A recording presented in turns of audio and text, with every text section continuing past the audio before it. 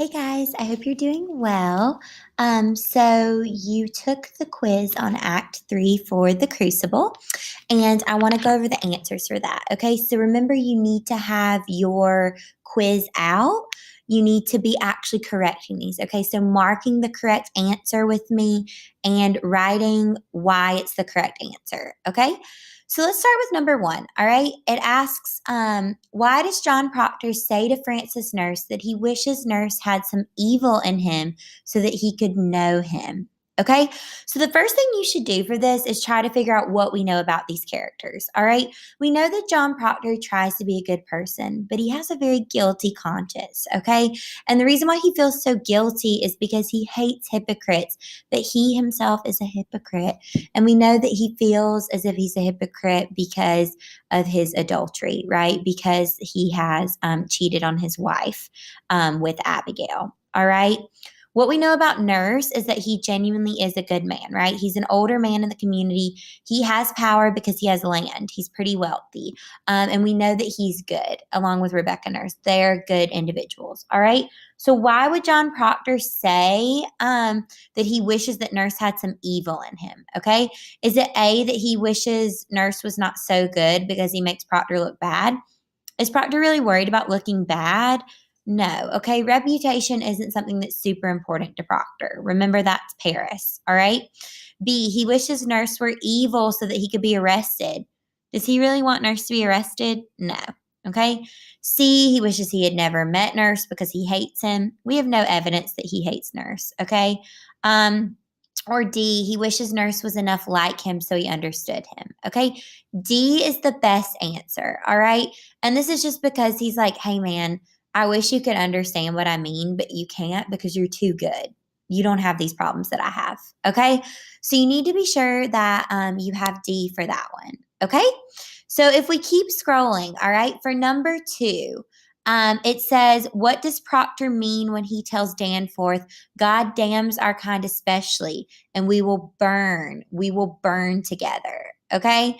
So what does this mean? All right. So for A, it says, we who commit wrongs knowingly are the most guilty of all. B, the whole community will suffer damnation for the injustices being committed here. C, Danforth will suffer damnation if he condemns Proctor to death.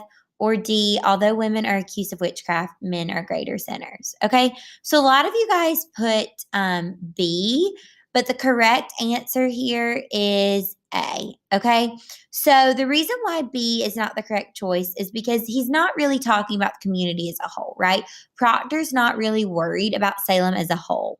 He's worried about himself. He's worried about his wife. Okay. He's worried about what's going to happen if people keep doing wrong. All right. On an individual basis. Okay. He's like, we're going to burn together, Danforth. Like, we're both probably going to go to hell for this because you know what you're doing is wrong. And I know that there are things in my past that I've known is wrong. And you're a leader. I'm a leader in the community, and we're doing the wrong thing. Okay. So A was the correct answer for that. All right. If we go on to number three, okay, what motivates Hale's attempt to intervene on behalf of Proctor? All right. So again, when you come across a question like this, you need to think about, what do we know about Hale? Okay. We know that Hale is there, right? Initially, he got there because he wanted to see if witchcraft was amidst, right? He wanted to figure out if witchcraft was going on. It was going to be his time in the sun. He was going to make his name accusing people of witchcraft. And he was going to use his books that were weighted with authority, right, to do that. But then we've come to find out, right, with Hale going to the Proctor's house in Act 2, even throughout the court in Act 3, is that Hale is only concerned with the truth. Okay, at this point, he really just wants the truth. All right, he wants justice to be served the best we can, the best it can be. We get evidence of that through how he keeps wanting them to have lawyers, right? He wants Giles to have proper representation. He urges Danforth to listen, right? All of these things, okay? So when it comes to Hale, the best answer always has to do with the truth, okay? So the answer for this is B, Hale's commitment to the truth, all right? It's not his admiration for the Proctors. It's not him questioning Danforth's integrity. Like, Yeah, he's questioning him, but he's questioning him because he wants to get down to the truth, not to embarrass Danforth. Hale's dislike of Paris. We don't have any evidence of that. Even though we know everyone dislikes Paris, that's not the best answer. Okay. So you want to be sure for number 3 that you have B. All right. Number 4, as Act 3 begins, what categories do Martha and Hawthorne represent? Okay, so at the beginning of Act 3, if you'll remember, Martha and Judge Hawthorne, they are off stage, okay? So we can't see them, we can just hear them, okay? And the reason why this is significant is because it's setting up the binary for the rest of the act. And what I mean by binary is it's 2 different sides, right? And these 2 different sides that occur throughout the whole act are the accused and the accusers. All right. It's who's accusing these people of witchcraft and then who are being blamed for witchcraft. Okay. So for number 4, the best answer here is C.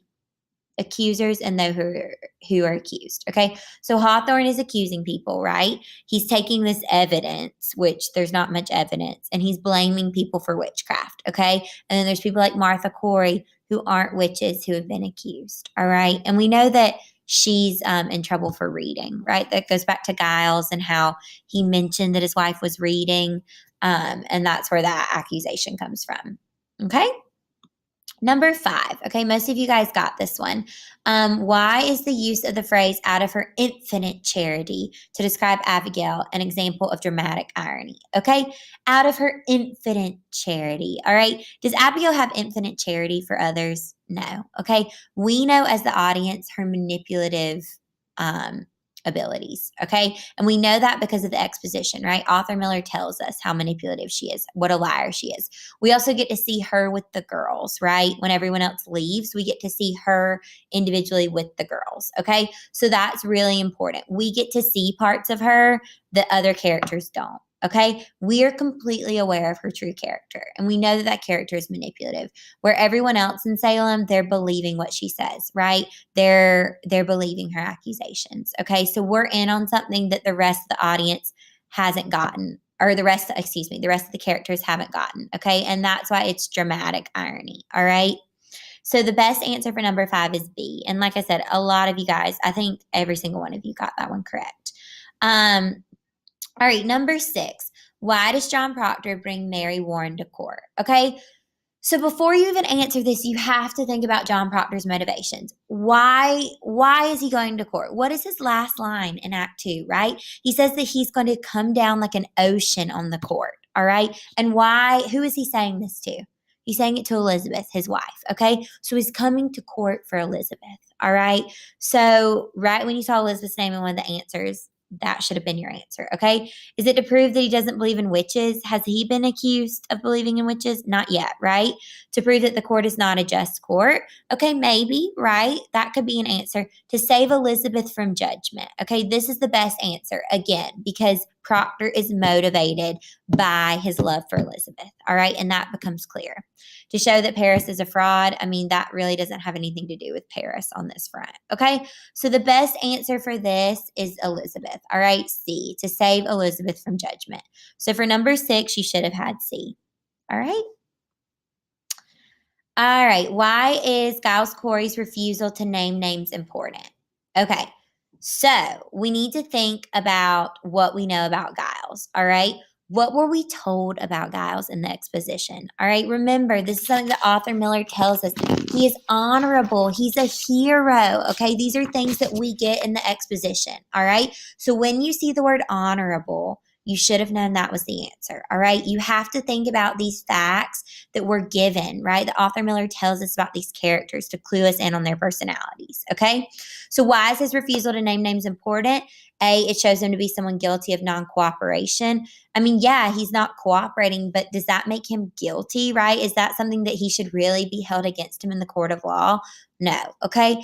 B, it shows that he is the one who acts honorably, not the court. Yeah, okay, he's the one saying, look, I'm going to honor these names. I'm going to honor these people who have trusted in me. And you guys were trying to trust in you as a justice system, and this isn't going very well. Okay. So B is the best answer. If you go on to C, it shows he does not have as much knowledge as he thought. Not really. Okay. D, it shows that the court has asked him a question too difficult to answer. No, none of those questions were too difficult for him to answer. So again, okay, it's B. All right, it's that juxtaposition between honor and non, like people who aren't like upholding the law, right? They're not honoring the law, which is ironic because that's what the courts are supposed to do. All right. For number 8, why is Elizabeth's denial of John's affair an example of irony? Okay. All of you guys got this. She says it to protect John, but ends up condemning him. She says it's to keep herself from being embarrassed in public. She says it because she does not know he's been unfaithful. She says it to prove Abigail is unimportant to John. Okay. It's ironic because the one time Elizabeth lies, right? She always tells the truth. She always tells the truth. The one time she decides to lie to protect her husband, the truth is actually what would have been the best. Okay. That's why it's ironic because in her truth, um, if she had just told the truth, it would have been resolved, right? Abigail would have been proved like a harlot and she would have been discredited. But because Elizabeth lies, then Abigail all of a sudden is credited again. John is discredited. It's like this opposite thing going on. Okay. And we talked a lot about this in class. All right. So the correct answer for number 8 is A. All right, number 9. Why does Mary Warren change her testimony and join Abigail and the other girls? Okay. A, she is tormented by Danforth's questions and accusations. Oh, that could be an answer, right? So let's keep that in the back of our head. She definitely is tormented, right? Like he keeps coming at her with all these questions that she can't seem to answer. B, she is frightened when Abigail pretends to be attacked by Mary's spirit. Okay. This is the best answer for this. All right. We know about Abigail. The intimidation factor is how Abigail gets these girls to be so afraid. All right.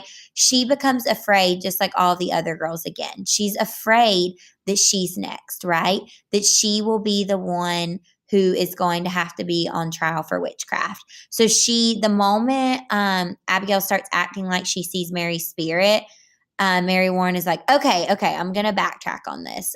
Maybe, I'm wrong. And she wants to side with Abigail, okay, because she knows that Abigail has the power to accuse people. All right. Number 10, what can the audience infer from Judge Hawthorne's questioning of Martha Corey at the beginning of Act 3? So again, even though that is off stage, that opening of Act 3 is very important between Martha and Hawthorne, okay? So what can we infer about this? All right, well, right away, we know that just because Martha Corey has been reading, that does not make her a witch, okay? And it sets the tone right away that no matter what, these people are going to be guilty, right? No matter what, these judges already think that they're guilty. It's the opposite of the way justice should be, right? It should be innocent until proven guilty, but everyone here is guilty until proven innocent, all right? So that goes back to, let's see, C. All right. So the court presumes that anyone accused of witchcraft is guilty. All right. We know with A, the court is not determined to uncover the truth. Okay. That's not what they're there to do. They're there. They want people to hang for this. Okay. B, Martha Corey's love of reading is the source of accusations against her. We don't know how much she loves to read. We just know that she read once, right? Or that her husband saw her reading. C, we agreed is the answer. And then D, even the most respected citizens have become under suspicion. That is true, right? But the best answer here is C, all right? So you want to be sure for the multiple choice that you guys have all of those answers marked correct and your reasoning why, all right? So you have to be sure that you've written that off to the side, okay? So if we go on to the short answer, most of you got these correct, okay? So I just want to take a quick second to be sure we're good on these. For this one, number 11, I just wanted you to talk about that whole innocent until proven guilty thing is reversed here, right? Danforth already thinks all of these people are guilty, all right? And I want you to explain why, no matter what these people have done, right, there's nothing that they can do to really set themselves free unless they lie, which is ironic. It's like they're going to lie about being a witch, even though they're not, to be saved, and the court gets its way. A lot of you guys got this correct, okay? So you just want to be sure that you explained it in full. If you missed it, it's probably because it wasn't enough explanation. All right. So for number 12, in the third act of the Crucible, Abigail and the other girls persuade Danforth that they see the devil and other evil spirits. Is Abigail like the other girls? Okay. So I wanted you to answer, why is she like the other girls? Okay. How is she like them? And a lot of you guys said, she is fearful, right? It is fear that is kind of invoking her, just like the other girls. She is still a child, okay? But she is a lot different because she's a lot smarter than them. She is a lot more mature than them, right? I mean, she's had an affair with a married man. She's experienced things that these other girls haven't experienced, okay? She's manipulative, right? She has other motives, right? Her main motive in this is to get John Proctor, okay? And the other girls don't share that motive. They just want to stay out of trouble. All right, again, most of you guys got this one, okay? So you just want to be sure that you explain that in detail. All right, these we went over in class. And again, these for number 13 and 14 were part of your significant quotations. So there's really no reason not to get these right. These are pulled right from those worksheets that we did for homework. All right, number 13, who said, I denounce these proceedings, I quit the court. Okay, that's Hale. All right, that's Reverend Hale who quits the court. Okay, he's all about truth. He's trying to get down to the bottom of this, and he realizes that these courts are not serving justice. So he does not want to be a part of this anymore. He is the one who quits the court. Okay, we talked about that in Act 3, Shaping Interpretations. That was part of your homework to explain how Hale has changed. Okay, he was supporting the court. He was there in the beginning to bring people to justice who were truly witches, right? But he has discovered while he's been there that there are probably no real witches in Salem, and that this court is really not justified. Okay, so the last one in Act 3, who stated the following quote, do that which is good and no harm shall come to thee. Okay, we talked about this. I even told you guys it was going to be on the quiz. This is John Proctor. Okay, he's trying to encourage Mary to not be so afraid because she has God on her side, right? She has the truth on her side. She can't be afraid of Abigail. She can't be intimidated by the court. She has to do what is good, right? What is right, and everything's going to be okay. Okay, so you need to be sure that you had John Proctor for that one. All right. Okay, guys, I was a lot more impressed with these quiz grades than the last. Again, you have to be studying your bullet points, your questions, going back through, being sure you understand each character for these, okay? While you're going through the test, you have to think like you are that character. It's critical thinking that you're doing on these. But overall, great job. Be sure that you have these correct, okay, for class tomorrow, and be sure that you have written the correct answer and an explanation. All right, see you guys tomorrow in class.